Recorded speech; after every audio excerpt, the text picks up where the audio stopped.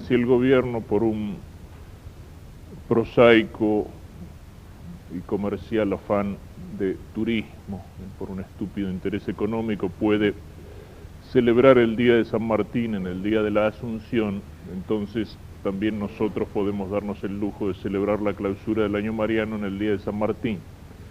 Y si bien no celebramos hoy la misa de la Asunción de María, porque ya la hemos celebrado todos y sería reiterativo, celebramos como misa votiva la de Santa María Madre, es decir, aquella advocación con la cual conocemos y miramos a la Virgen María como patrona de nuestro seminario, en su maternidad divina, que sabemos no es por ese juego de competencias que a veces se hace entre advocaciones de la Virgen, a ver si esta es más milagrosa que la otra o si esta expresa mejor. No, ciertamente sabemos que todas las gracias que Dios le ha dado a la Virgen Santísima nacen de esta primera gracia, o sea, del hecho de que Dios la eligió para ser su madre.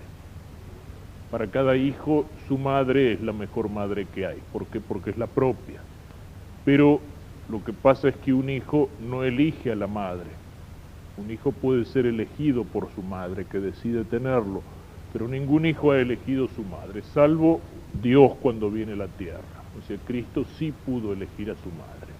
Y si Dios eligió a su madre, pensemos que trató de ponerse allí con todo, es decir, de jugarse con toda su gracia para hacerla lo mejor posible. Todos los dones que Dios le da dependen precisamente de eso. La ha elegido para ser su madre en la tierra. Por eso la Virgen es inmaculada. Es decir, Dios quiso que su madre estuviera libre de toda mancha de pecado y en prevención de la redención la cubrió, la protegió. Y entonces la Virgen es la primera derrota de Satanás y la primera victoria de Cristo. Porque es inmaculada, Dios la llena con su gracia y es como la salud del ángel, casi como un nombre propio, plena graciada, llena de gracia. Porque es Madre de Dios, la Virgen es medianera o mediadora entre Dios y los hombres, porque es el camino que Dios elige para venir al mundo. Y como todas las gracias de Dios nos vienen por Cristo, con Cristo, en Cristo, y Cristo viene a nosotros por medio de María, ella sigue siendo medianera, es decir, mediadora de todas las gracias, porque es Madre de Dios, es Madre nuestra, porque gracias a la encarnación nosotros fuimos redimidos, nosotros que estábamos muertos por el pecado y nacimos a la vida de la gracia, y María que nos comunica a Cristo es Madre nuestra en el orden de la gracia. Y como podemos decir que es Madre de cada uno de nosotros, también por ser Madre de Dios es Madre de la Iglesia, donde de alguna manera se prolonga esa maternidad divina. Es decir, así como engendró a Cristo en la historia, de algún modo misterioso lo sigue engendrando en su cuerpo místico, en cuanto por las gracias que nos llegan a través de ella, el cuerpo misterioso de Cristo, que es la Iglesia, sigue creciendo. Es decir, que todos aquellos dones de Dios nacen porque el Señor ha decidido que ella sea su madre, y entonces la adorna y entonces la llena con sus gracias.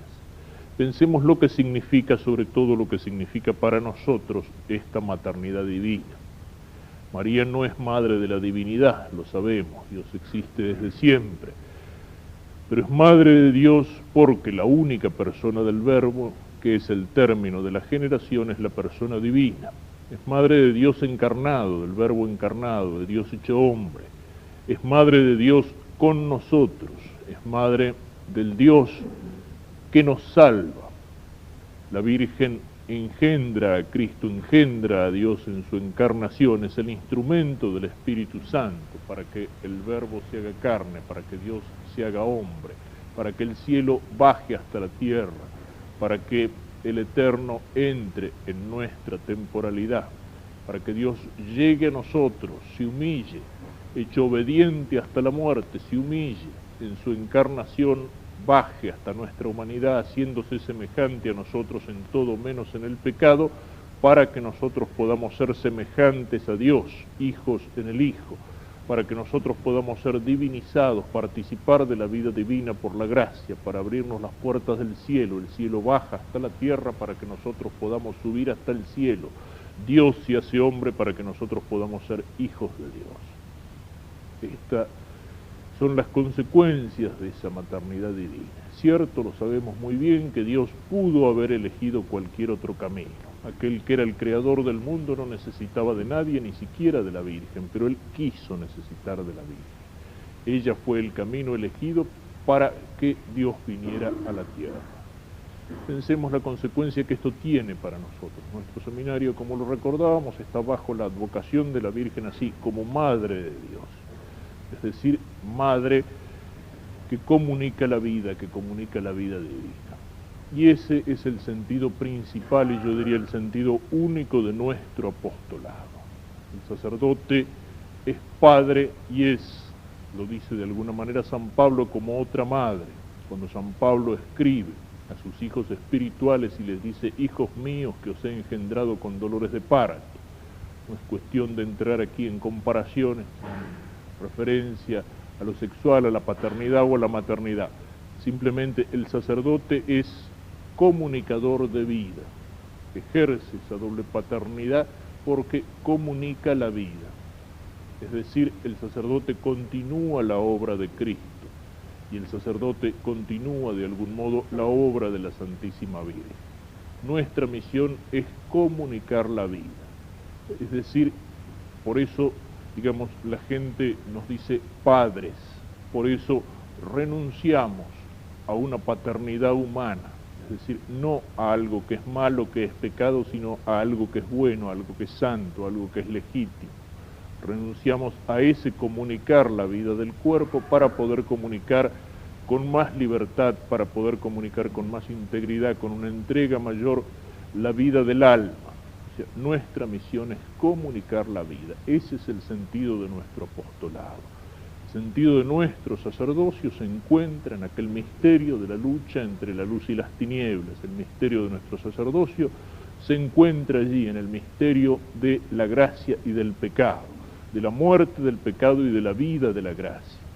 Y como María fue instrumento del Espíritu Santo para que el Verbo se encarnara, el sacerdote es instrumento de Dios, es instrumento del Espíritu Santo para que Dios siga encarnándose en las almas, para comunicar la vida, para que los hombres nazcan en el bautismo y después para seguir alimentando y haciendo crecer esa vida a través de los sacramentos, para iluminar esa vida con la palabra, con el consejo, para iluminar esa vida con nuestro testimonio. Es decir, somos comunicadores de vida. Cualquier otra cosa que el sacerdote puede hacer está ordenada a ese comunicar la vida en la gracia, hacer nacer a los hombres en el bautismo, retornarlos a la vida resucitándolos en la confesión, alimentando esa vida con el cuerpo de Cristo en la Eucaristía, acompañando al hombre con esas fuentes de la gracia desde la cuna hasta la tumba, desde el nacimiento hasta la muerte. Ese es el sentido de nuestro sacerdocio. Comunicar la vida divina, divinizar a los hombres, hacerlos hijos de Dios y hacerlos crecer en la condición de hijos de Dios, abrirles las puertas del cielo, es decir, continuar en la obra de Cristo y continuar y trabajar unidos de alguna manera a María Santísima, que es la comunicadora por excelencia de esa vida divina, porque ella es la que nos comunica a Cristo. Todas las otras cosas que podemos hacer sirven, valen en tanto cuanto están ordenadas a eso. No nos confundamos. Eso es lo más importante en nuestra vida apostólica, en nuestro ministerio apostólico. Y el fruto de nuestro apostolado no depende tanto de nuestras cualidades humanas, no depende tanto de nuestra simpatía personal, no depende tanto de la manera en que sepamos ganarnos a la gente en una charla, en una visita, en un fogón, en un partido de fútbol. Todas esas formas de contacto pueden ser formas buenas, pueden ser formas legítimas, pero no son apostolado y no sirven absolutamente para nada si no van a desembocar en lo que es propia y absolutamente la obra de Cristo, en abrir las puertas de la gracia, en preparar un alma para la gracia, en hacer que la gracia crezca en esas almas, a nuestra misión sacerdotal, allí está el centro y allí está también la eficacia de nuestro apostolado, comunicar como María la vida divina, alimentar y hacer crecer esa vida divina. Pero para eso tenemos que ser instrumentos aptos, instrumentos dóciles del Espíritu Santo, como fue instrumento la Virgen Santísima, sujetando plenamente su voluntad a la voluntad de Dios, de una manera total, sin condiciones. He aquí la esclava del Señor, es decir, no tengo voluntad propia, quiero lo que Dios quiere, totalmente a disposición de la misión para la cual el Señor me ha llamado, para la cual el Señor me ha elegido, esa misión de comunicar a los hombres la vida divina. Pensemos en eso, pensemos mirándolo así, qué sentido profundo tiene esa maternidad divina y su patronazgo sobre el seminario. Pero pensemos también que para comunicar esa vida divina tenemos que tener esa vida en nosotros. Y María es mediadora de todas las gracias. Por ella nos llega la gracia de Cristo, por ella crece en nosotros. Y María es también madre de Cristo sacerdote. Es el camino, decíamos, que Dios elige para venir a la tierra. Y si el sacerdote es puente, María es de alguna manera el instrumento para construir ese puente entre Dios y los hombres, entre el cielo y la tierra. Ella es madre de Cristo y de una manera particular, madre de Cristo sacerdote. Como forma a Cristo, como formó a Cristo en la historia, decíamos, lo forma también, comunicando las gracias en su cuerpo místico, que es la Iglesia. Y lo forma también, siendo medianera o mediadora de todas las gracias, en el alma de cada uno de nosotros. Pero el Cristo que tiene que formar en mi alma es, de un modo particular, el Cristo sacerdote. Porque el Señor, al llamarme, el Señor ha querido identificarme con Él como sacerdote de una manera especial, de una manera particular. Dejarnos formar, dejarnos moldear. Nosotros nos consagramos a la Virgen, lo haremos en conjunto al final de la misa. Muchos de los que están aquí están consagrados con esa particular consagración de la esclavitud mariana, con ese decir a la Virgen en el espíritu de San Griñón de Montfort, con ese decirle a la Virgen, soy todo tuyo. Y sabemos lo que eso significa, dejarnos moldear, dejarnos formar, hacernos como cera líquida, para que el molde de María imprima a Cristo en nosotros. A veces creemos que nuestro crecimiento en la vida espiritual, que el crecimiento de nuestra santidad es obra de nuestro esfuerzo, de nuestras fuerzas humanas, es obra de nuestra capacidad de dominarnos, de nuestra capacidad de lucha, de nuestra capacidad de vencer la tentación, de nuestra capacidad de hacer actos buenos. Nosotros lo más que podemos hacer es quitar los obstáculos que nosotros mismos ponemos para que sea el Espíritu Santo el que trabaja en nosotros. Y para que el Espíritu Santo pueda trabajar en nosotros, qué mejor que volcarnos con absoluta confianza en el molde de aquella que es la esposa del Espíritu Santo, para que ella como madre vaya formando y engendrando a Cristo en nosotros. Por último, el día de San Martín, y en muchas ocasiones hemos hecho referencia a la Virgen en nuestra patria, es decir, en el campo inmediato y concreto de nuestro apostolado.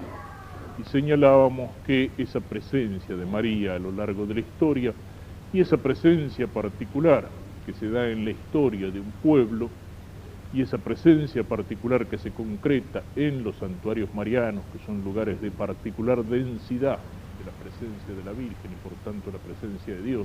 El Papa a lo largo del año mariano ha ido haciendo esas visitas espirituales a los grandes santuarios del mundo.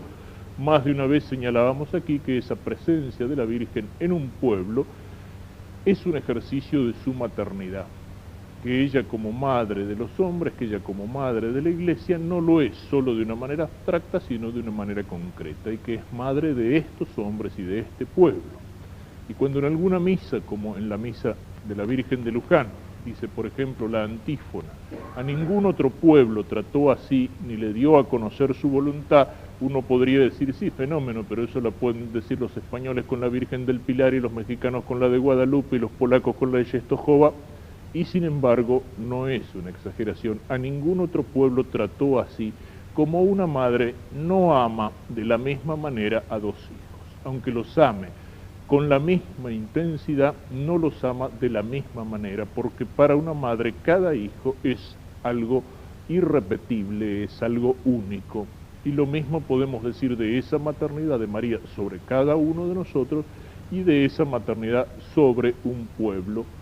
Sabemos todo lo que hay en el espíritu y en la gesta de San Martín, que da nacimiento a nuestra nación, todo lo que hay de Mariano, aquella presencia del escapulario, esos escapularios que Belgrano le recomendaba, no olvide los escapularios para la tropa, el rosario rezado por compañías, aquellas cartas que Belgrano le dirigía a San Martín, los frutos lo compensarán de la risa de los mentecatos, es decir, de los estúpidos, los que no entiendan, aquella tremenda firmeza con que San Martín castigaba la blasfemia, con azotes primero y luego atravesando la lengua con un hierro al rojo.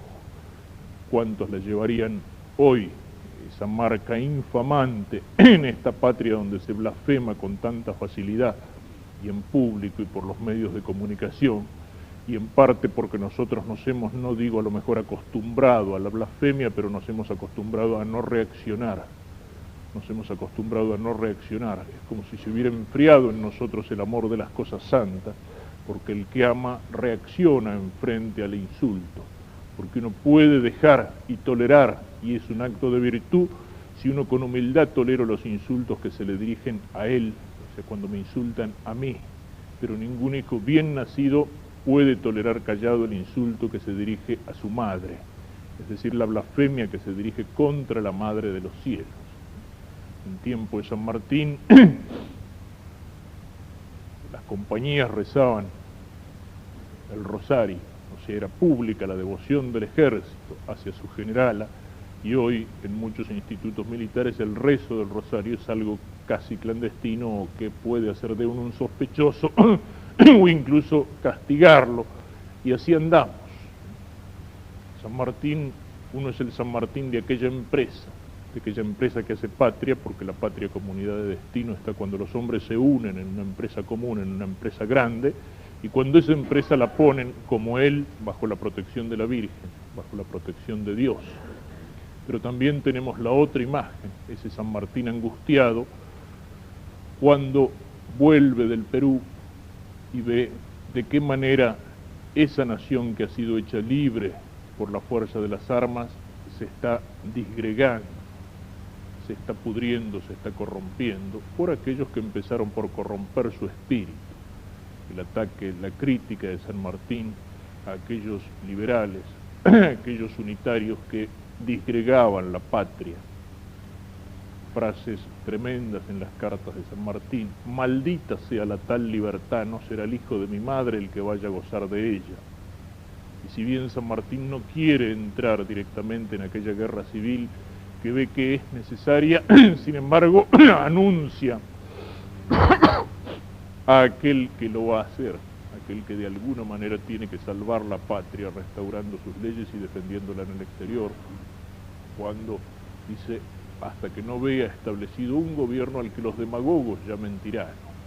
Y tiene también una frase muy fuerte que dice: el hombre que restablezca el orden, nuestra patria, cualquiera que sean los medios que para ello emplee, será el único digno del noble título de libertador.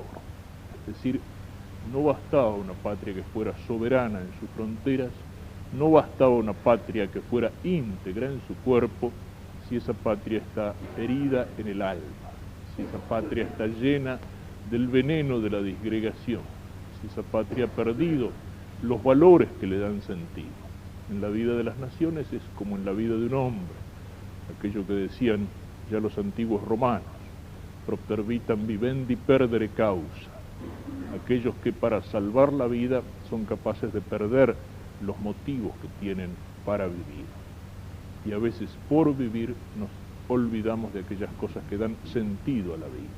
Nuestra patria está enferma en el alma, y sin embargo Dios no la abandona.